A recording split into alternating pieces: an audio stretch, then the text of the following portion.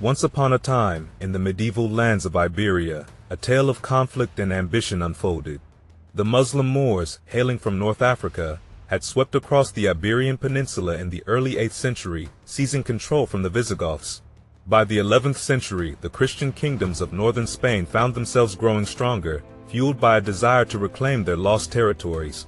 The stage was set for the Reconquista, a series of military campaigns between the 11th and 13th centuries aimed at liberating the southern Portuguese and Spanish territories, known as Al-Andalus, from the Muslim Moors who had held them for centuries.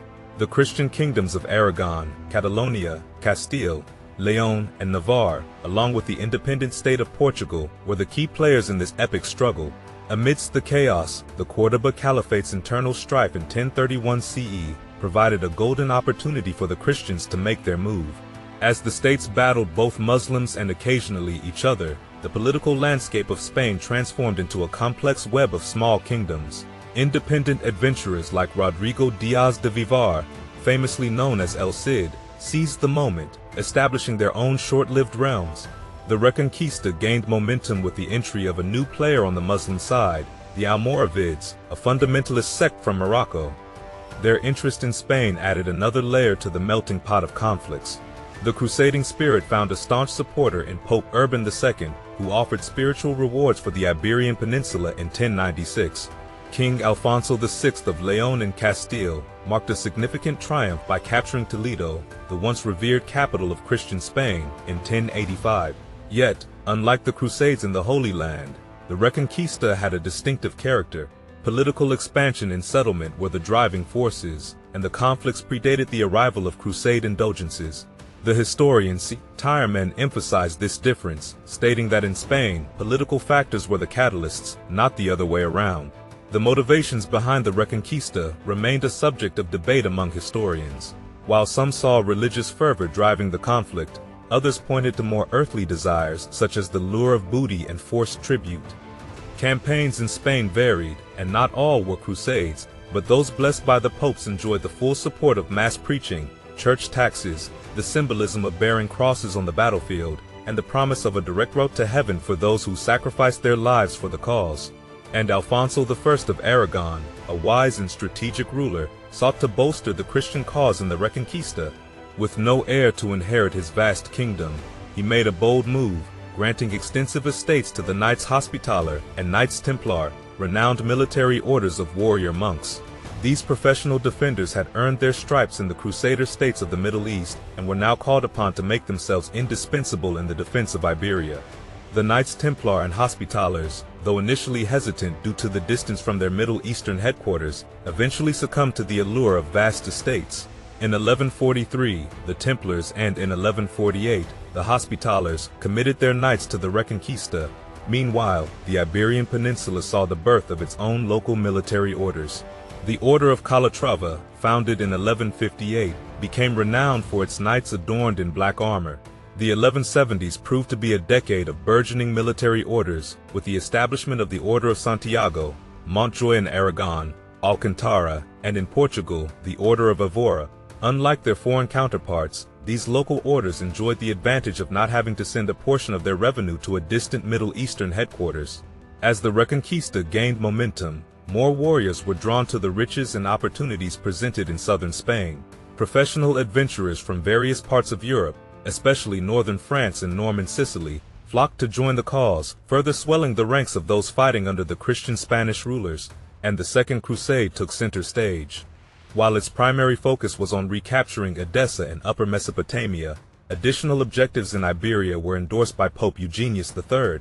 The papacy had already supported earlier crusades to the Iberian Peninsula, and the 1147 campaign aimed to surpass its predecessors. A fleet of 160 to 200 Genoese ships, carrying fervent crusaders, set sail for Lisbon to aid King Alfonso Enriquez of Portugal in capturing the city from the Muslims. Upon arrival, a textbook siege unfolded, beginning on June 28, 1147.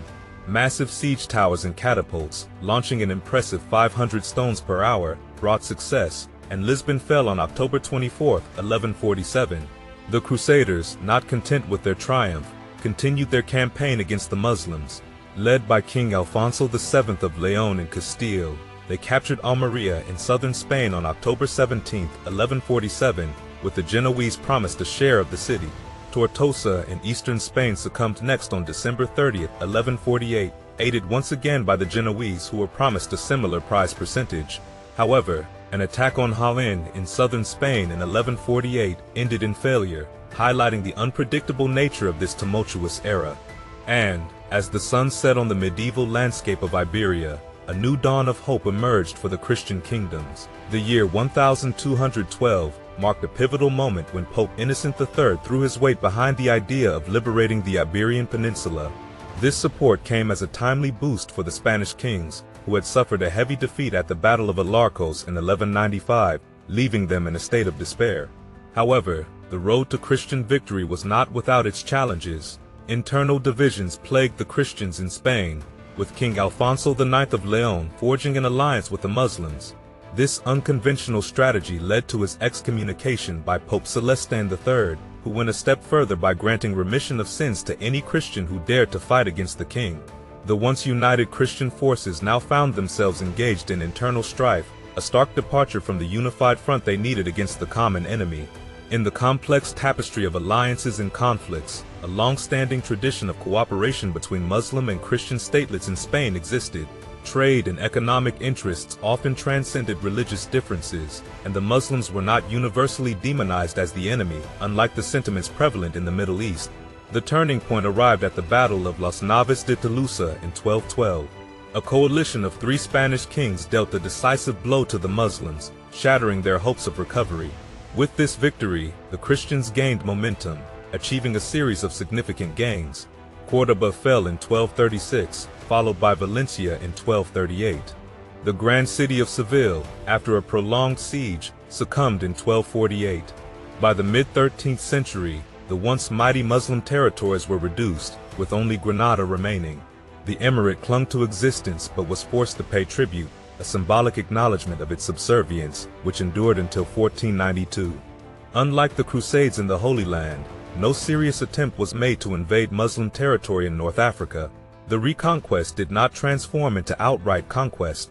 Instead, sporadic attacks on the Moroccan coast unfolded, with notable events like the capture of Tangiers in 1437 and Arzala in 1471.